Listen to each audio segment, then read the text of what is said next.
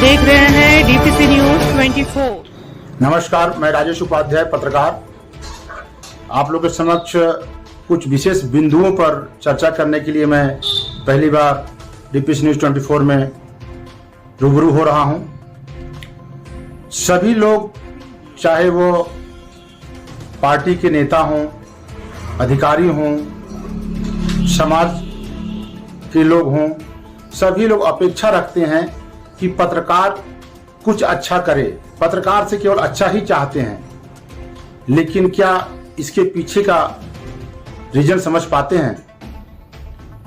आप जरा सोचिए, हर लोग पत्रकारों से केवल अच्छा न्यूज चलवाना चाहते हैं, उनका बड़ाई दिखवाना चाहते हैं।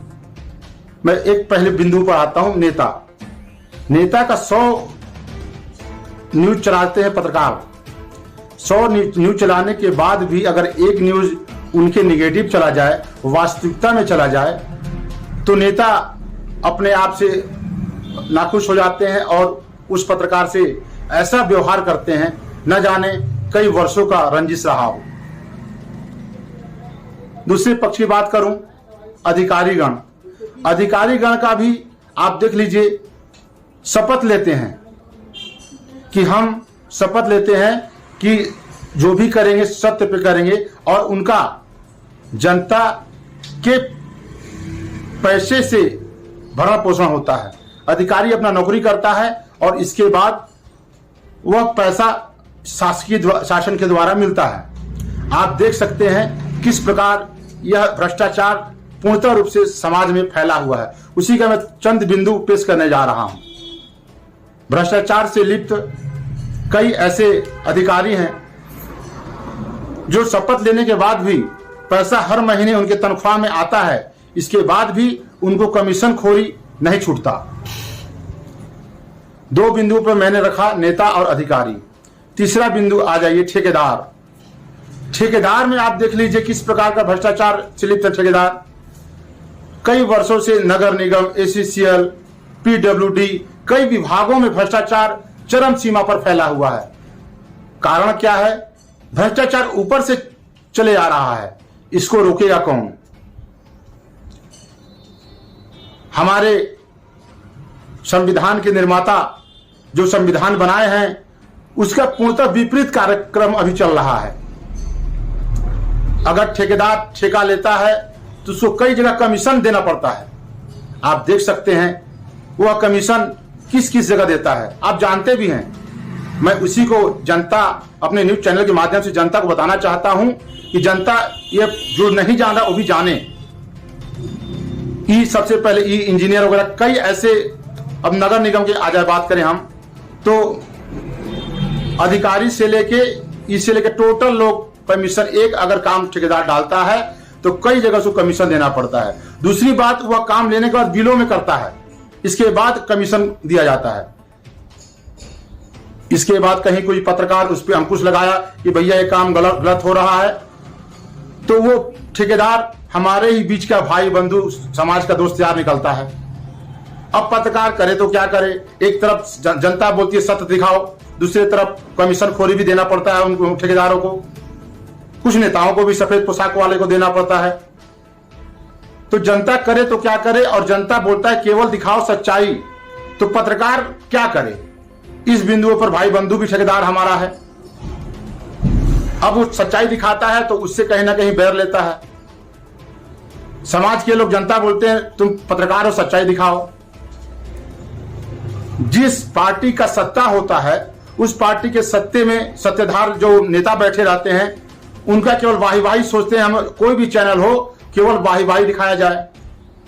अगर उनके विपक्ष में कोई चला दिया जाए जो समाज के लिए अनहित है, समाज के लिए नुकसानदायक है, तो वो कहीं ना कहीं उस पत्रकार से रंजिश बैर ले लेते हैं और समय आने पर उसका अपना उपयोग करते हैं कि इसको किसी चीज में फंसा दिया जाए।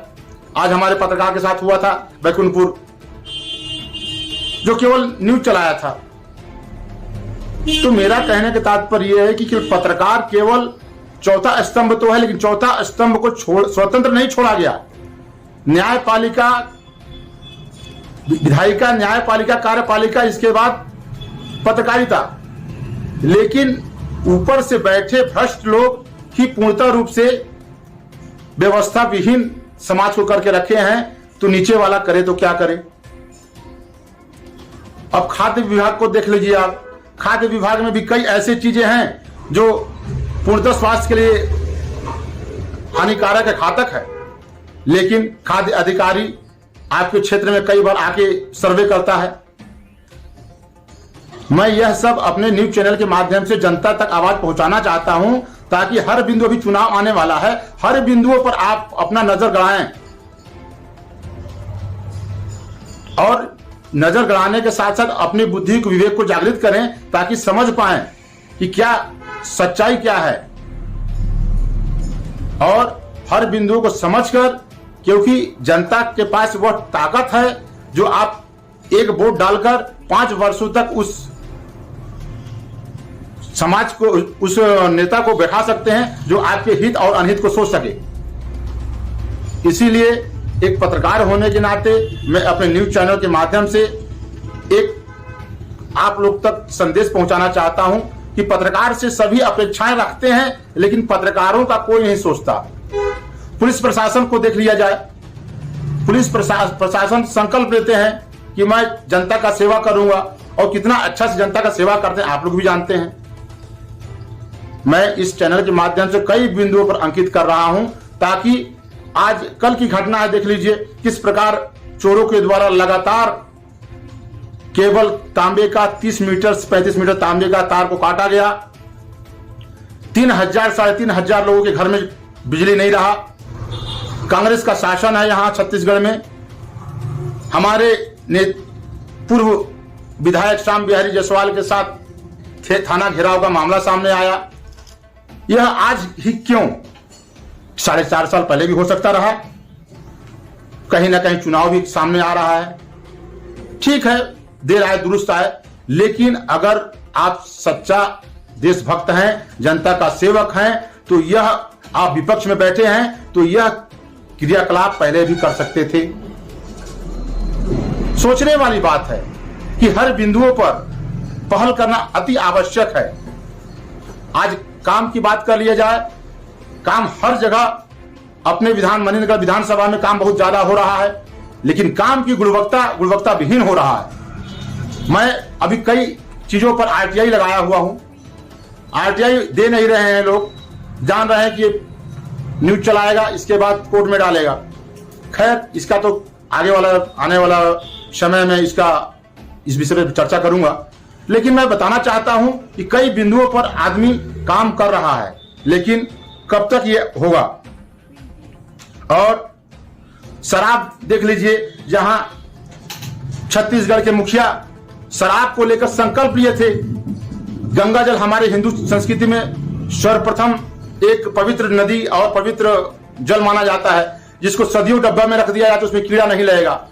लेकिन भूपेश बघेल ने संकल्प लिया था कि मैं संकल्प लेता हूं, अगर मुझे सीएम पद पर बैठाया जाता है तो मैं बिल्कुल छत्तीसगढ़ में शराब खोरी बंद करवा दूंगा। लेकिन राजस्व किससे चलेगा, इस बिंदुओं पर भी आप लोग देखिए। मैं जनता को हर पहलू को बताना चाहता हूं, क्योंकि जनता कब तक सोए रहेगी। आज शराब में लाखों रुपए, करोड़ों रुपए का घोटाला नजर आया, मिलावटखोरी नजर आ रहा है। आप देख लीजिए, ठीक है, शराब बिक्री हो रहा है, कहीं शासकीय रूप से चल रहा है तो कोई दिक्कत नहीं है, अगर उनको आर्थिक मजबूती नहीं हो पा रहा है शासन को तो, लेकिन वहां शराब में भी मिलावट, केवल पानी ही पानी। कई बार शिकायत हुआ, कई बार हम लोग न्यूज लगा के पकड़े, लेकिन ऊपर के घाट बैठे सफेद पोशाक लोग, करोड़ों रुपए उनके जेब में आना चाहिए, जनता मरे उससे कोई दिक्कत नहीं। लेकिन चुनाव आने के बाद आपके घर में 10 बार आएंगे, पैर पड़ेंगे, इसके बाद आपको पैर पड़वाएंगे, हाथ जुड़वाएंगे। जनता कब तक सहेगी। धन्यवाद। इसी के साथ एक बार पुनः आऊंगा और कई बिंदुओं पर विशेष रूप से जनता हित में अपने संवाद को रखूंगा।